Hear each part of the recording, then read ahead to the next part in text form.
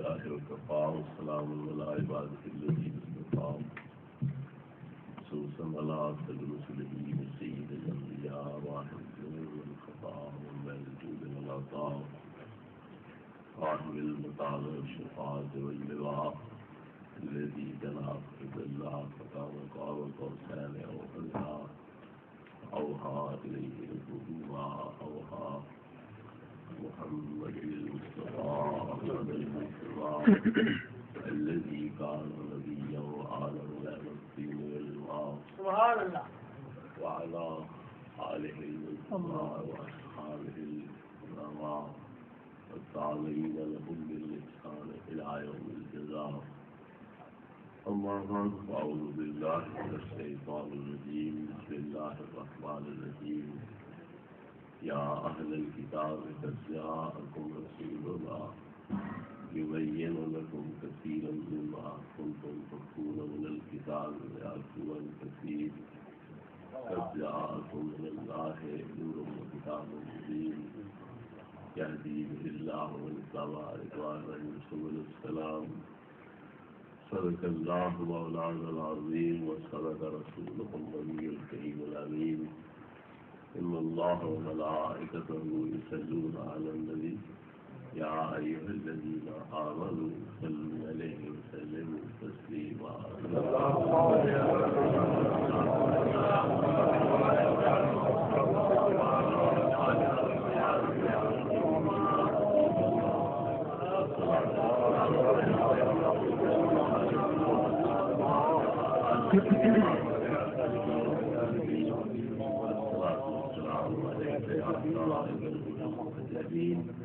وعلى آلك وأصحابك يا إمام الأنبياء والمرسلين واجب الإكرام علماء کرام حضرات بزرگوں کا یہ آپ حضرات کے سامنے مقدس کلمات تلاوت کرنے کا شرف حاصل کیا ہے. اس میں اللہ تبارک و تعالیٰ کی طرف سے محبوب کریم علیہ الصلوۃ والتسلیم کی آمد پاک کا اعلان کیا ہے اور آپ کی شان کیا ہے، منصب اور مقام کیا ہے، اس کو بھی اللہ تبارک و تعالیٰ نے اجاگر فرمایا. محبوب کریم علیہ الصلوۃ والتسلیم کی جیسے کہ پاک سے قبل انبیاء کرام علیہ السلام کی زبانی آپ کے اعلانات ہوتے رہے. جس وقت آپ نبوت کے سٹیج پہ تشریف لائے اور اپنا خطاب شروع فرمانا تھا تو بظاہر ان حضرات میں سے کوئی بھی موجود نہیں تھا.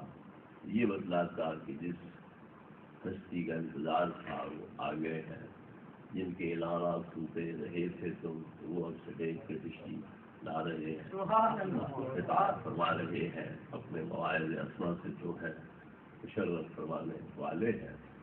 ظاہر ہے کہ ایک بندے کا پہلے اعلان ہوتا رہے مگر جب وہ سٹیج پہ آئے تو کوئی بتلانے والا ہی نہ ہو کہ انہیں کے اعلان ہوتے رہے ہیں، یہی وہ مقصودی خطیب ہے، انہیں کی خاطر یہ محفل سجائی گئی ہے. اس کے دل پہ ذہن پہ کتنا بوجھ پڑے گا، کتنی گرانی ہوگی کہ میں کہاں آ گیا، جاننے والا کوئی نہیں، پہچاننے والا کوئی نہیں، تعارف کرانے والا کوئی نہیں.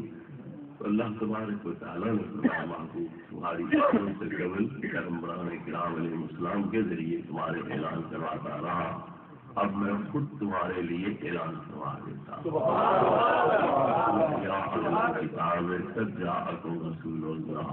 ہمارا وہ رسول جس کی راہوں میں آنکھوں کے فرش بچھا کے بیٹھے تھے وہ تمہاری آنکھوں کو پابوسی کا شرط ادا کرنے کے لیے تمہارے اندر موجود ہو گئے ہیں. جس نور کا تمہیں انتظار تھا وہ نور بھی تمہیں اپنی ویاباشیوں سے منور اور روشن کرنے کے لیے تمہارے پاس پہنچ گئے ہیں.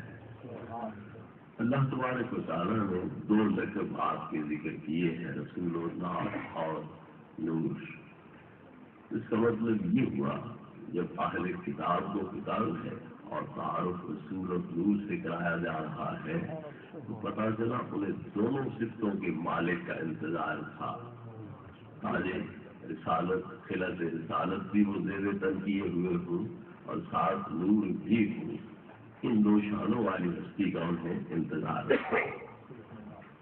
قد جاءکم رسول اللہ قد جاءکم من اللہ نور، اللہ رب العزت نے یہ دونوں تعارف کرا دیے کہ جس رسول کا وعدہ تھا اعلانات ہوتے رہے وہ رسول بھی آ گیا، جس نور کی آمد کا اعلان ہوتا رہا وہ نور بھی تمہارے پاس آ گیا۔ حضرت عیسیٰ نبی علیہ السلام اپنی قوم کے سامنے اپنی رسالت کا اعلان بھی کرتے ہیں، تورات اور صاحب تورات کی تصدیق بھی فرماتے ہیں، اور ساتھ ہی کیا کہتے ہیں، وہ مبشرا برسول یاتی من بعد اسمہ احمد۔ میں نہ صرف اپنی رسالت کے اعلان کرنے آیا، نہ صرف تورات کی تصدیق کے لیے آیا، بلکہ میرا تیسرا اور اہم مشن کیا ہے، مقصد کیا ہے کہ میں آنے والے رسول کی تمہیں بشارت دینے آیا۔ رسول یاتی من بعد اسمہ احمد، میں تمہیں بشارت دینے آیا ہوں اس رسول کی جو میرے بعد بھی آنے والے ہیں، جن کا نام نامی احمد ہے۔ موسیٰ علیہ السلام پر اللہ تبارک و تعالیٰ نے وہی نازل فرمائی کہ میں بنی اسرائیل کے بھائیوں میں تیرے جیسا ایک نبی پیدا کرنے والا ہوں، اور میں اپنا کلام اس کے منہ میں رکھوں گا۔ یہ آج جو چھپ رہی ہے انجیل، جس میں تورات بھی ہے، انجیل بھی ہے، عہد نامہ قدیم اور عہد نامہ جدید جنہیں کہا جاتا ہے، اس میں اب بھی یہ موسیٰ علیہ السلام کی وہی آپ پر جو اللہ کا کلام نازل ہوا وہ اس رنگ میں موجود ہے کہ میں بنی اسرائیل کے بھائیوں میں تیرے جیسا ایک نبی پیدا کروں گا اور اپنا کلام اس کے منہ میں رکھوں گا۔ بنی اسرائیل کے بھائی کون ہیں؟ حضرت یعقوب علیہ السلام کا لقب اسرائیل ہے، ان کی اولاد سے بنی اسرائیل ہوگی، 12 قبائل بن گئے، تو ان کے بھائی بنیں گے تو پھر وہ اسرائیلی تو نہیں ہوں گے نا، وہ اور ہی کوئی ہوں گے۔ تو پتہ چلا حضرت اسماعیل کی اولاد میں پیغمبر بھیجنے کا اللہ رب العزت وعدہ فرما رہا ہے۔ پھر ساتھ امتیازی شان بھی بیان کر رہا ہے کہ میں اپنا کلام ان کے منہ میں رکھوں گا۔ پہلے پیغمبران کرام کو بھی کتاب صحیفے عطا ہوتے رہے، تو اگر کتابی صورت میں کلام آنا تھا تو پھر ہر ایک کو وہ تو ملا، پھر آپ کی خصوصیت کیا ہوگی؟ یہاں ہے کہ میں اپنا کلام ان کے منہ میں رکھوں گا، ورقوں پر نہیں ہوگا، کتاب میں نہیں ہوگا، ان کے منہ میں ہوگا۔ مطلب کیا ہے کہ کلام ان کے دل پہ اترے گا، دماغ پہ اترے گا، اور پھر ان کی زبان سے جاری ہوگا، لکھا بعد میں جائے گا، پہلے ان کے دل کو قرآن بنا دیا جائے گا، بنا دیا جائے گا، اور زبان ان کی اس کی ترجمانی کرنے والی ہوگی، اور آپ میں لکھی ہوئی کتاب نہیں لوگوں کو دیں گے بلکہ اپنی زبان سے میرے کلام کا اظہار فرمائیں گے۔ موسیٰ علیہ السلام کی شریعت میں سزائیں بھی ہیں، قتل بھی ہیں، قصاص بھی ہیں، اور آپ نے ہجرت بھی فرمائی، جہاد بھی کیے گئے۔ تو اس سے پتہ چلا کہ عیسیٰ علیہ السلام کا یہ اعلان نہیں ہے، کیونکہ ان کی شریعت میں جہادی نہیں ہے، قصاصی نہیں ہے، اس طرح کی تشدیدات تغلیظات وہ ان کی شریعت میں نہیں ہے۔ تو اگر ہجرت کی تو حضرت موسیٰ نے کی، مصر چھوڑا، فلسطین کی طرف گئے، اگر جہاد کیا تو انہوں نے، قصاص جاری کیے تو انہوں نے، تو پھر ان کی مانند اگر کوئی ذات ہے تو وہ محبوب کریم علیہ الصلوۃ والتسلیم کی ہے۔ اور امتیازی شان کیا ہے کہ انہیں کتاب تورات کی صورت میں اللہ کا کلام عطا کیا گیا، اور یہاں پر آخرات سے اللہ نے اپنا کلام نبی کریم علیہ الصلوۃ والتسلیم کے دل دماغ میں اتار دیا۔ جب جبریل امین علیہ السلام آ کر آپ پر آیات تلاوت کرتے، آپ ان کے ساتھ ہی پڑھتے اور بعد میں بھی دہراتے۔ ظاہر ہے ایک بندہ حافظ ہو، دوسرا حافظ نہ ہو، ناظر خان ہو، وہ حافظ کے ساتھ اس کی قرأت میں ساتھ دے گا تو دشواری ہوگی، اس سے بوجھ پڑے گا، پھر زبان پر تکلف تیز چلانی پڑے گی، ہونٹوں کو تیز حرکت دینی پڑے گی۔ اللہ رب العزت کو محبوب کریم علیہ السلام کی اتنی تکلیف کی گوارا نہ ہوئی، فرما دیا لا تحرک به لسانک لتعجل به، جلدی قرآن اخذ کرنے کے لیے آپ اپنی زبان کو حرکت تیز مت دیں، جبریل پڑھتا رہے، پڑھ کے فارغ ہو کے چلا جائے، آپ سنتے رہو، بعد میں میری اور آپ کی یہ ہوگی کہ میں اس قرآن کو تمہارے دل اور دماغ میں نقش کروں گا، قرآن و تجوید کے اصولوں کے مطابق تمہاری زبان پہ جاری بھی کروں گا، اس کے اسرار و رموز بھی میں خدا سے نہ سمجھا دوں گا۔ ان علینا جمعہ وقرآنہ ثم ان علینا بیانہ، تمہارے سینے میں محفوظ کرنا بھی میرے ذمہ، تمہاری زبان پر اس کا جاری کرنا بھی میرے ذمہ، پھر اس کے مطالعے معنی اسرار و رموز سمجھانا بھی میرے ذمہ آگے۔ لوگ کہتے ہیں کہ جبریل استاد ہے، نبی پاک شاگرد ہے، جبریل صرف کاتب ہے، وہ پیغام آ کے سنا جاتا ہے، نبی کریم علیہ الصلوۃ والتسلیم کا استاد ہے تو اللہ رب العزت ہے، وہ آپ کے سینے ذہن میں قرآن کو نقش بھی کر رہا ہے، آپ کی زبان پر قرأت تجوید کے اصولوں کے مطابق جاری بھی کر رہا ہے، اور قرآن کے مطالعے معنی بھی اور اسرار العلوم بھی نبی کریم علیہ السلام کو سمجھا رہا ہے۔ اور بحث ہے، میں اس میں نہیں جانا چاہتا، وقت کے دامن کتنی گنجائش ہے، تو اللہ تبارک و تعالیٰ نے محبوب کریم علیہ الصلوۃ والتسلیم کا خود اعلان فرمایا، لیکن ظاہرات مکہ پاک میں ہو رہے ہیں، قوم قریش اور اولاد اسماعیل علیہ السلام میں ظاہر ہو رہے ہیں، پھر یوں کہا جاتا اے اہل مکہ تمہارے پاس ہمارے رسول آ گئے، او قریش او بنی اسماعیل تمہارے پاس ہمارے رسول آ گئے، خطاب ان کو کرنے کی بجائے اہل کتاب کو دیا جا رہا ہے، وہ تورات والوں، وہ انجیل والوں تمہارے پاس ہمارے رسول آ گئے، کیونکہ مکے والے سینکڑوں سال سے ان پڑھ ہیں، بے خبر ہیں، کوئی رسول نبی نہیں آیا، کسی نے نبی پاک کی آمد کی خوشخبری نہیں سنائی، آپ کے لیے آپ کی شکل مبارک، آپ کی وضاحت وہ نہیں بیان کی ہے، یہ تو ان پڑھ تھے، جاہل تھے، بے خبر تھے،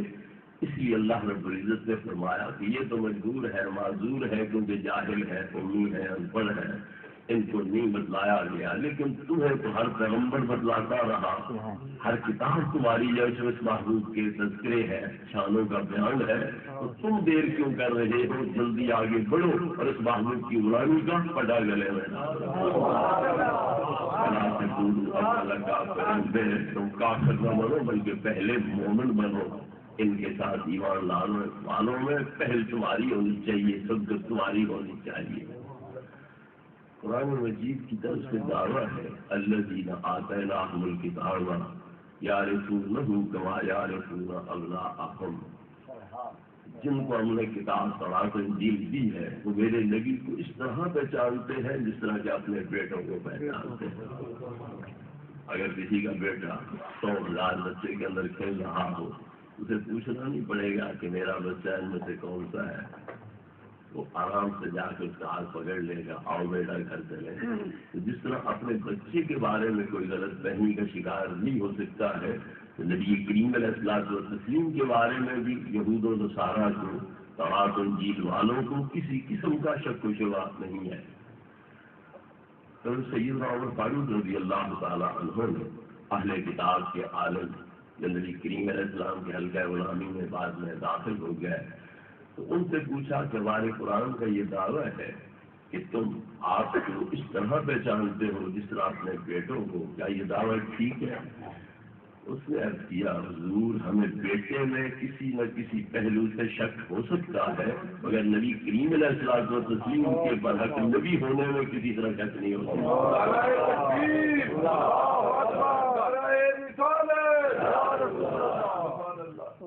بیٹے کے بارے میں یہ تو یقین ہے کہ ہماری بیوی کے پیٹ سے پیدا ہوا، ہمارے گھر پیدا ہوا، لیکن حلالی نسخہ بھی ہے، اس کا ہمیں کیا یقین ہے؟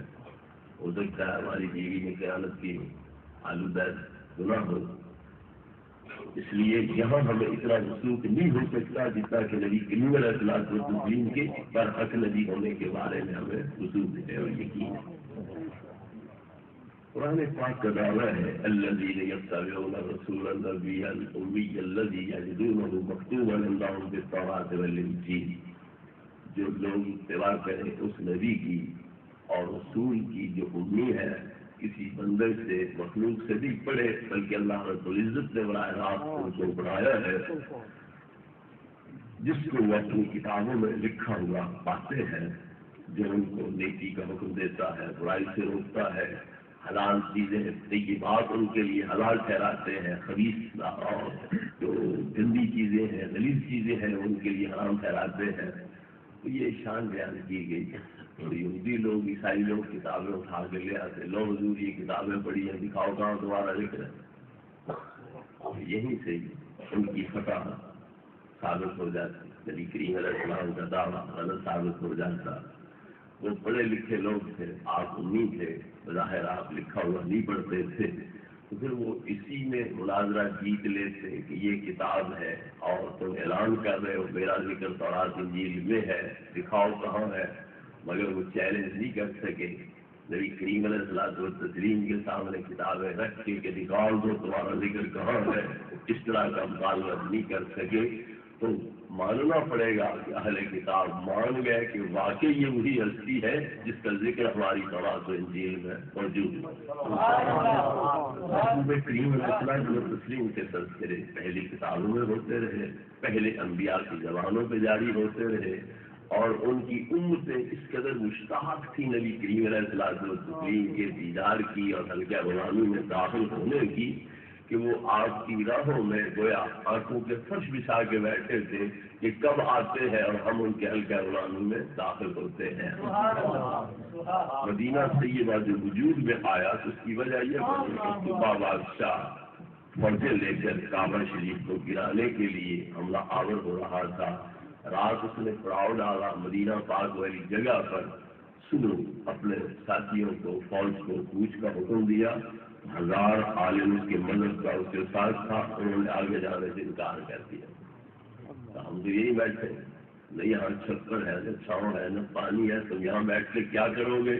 کہا ہماری کتابوں میں جو مذکور علامات ہیں آخر الزمان پیغمبر کے دار ہجرت کی، وہ ساری کی ساری یہاں موجود ہے، اور ہمیں یقین ہے کہ یہی آپ کا دار ہجرت ہے، لہٰذا ہم یہاں بیٹھیں گے۔ اگر قسمت نے ساتھ دیا، نصیبہ جاگا اور مقدر کا ستارہ چمکا تو ہم ان کی زیارت سے بہرور ہوں گے، ان کی بیعت کریں گے، حلقہ غلامی میں داخل ہوں گے، نہیں تو ان کے انتظار میں مریں گے اور اپنی اولادوں کو کہہ جائیں گے کہ ان سے عرض کرنا کہ ہم نے زندگی کا قیمتی سرمایہ تمہاری انتظار میں گزار دیا ہے، لہٰذا خدا کے لیے قیامت کے دن ہمیں بلانا نہیں، ہمیں اپنے غلاموں میں شمار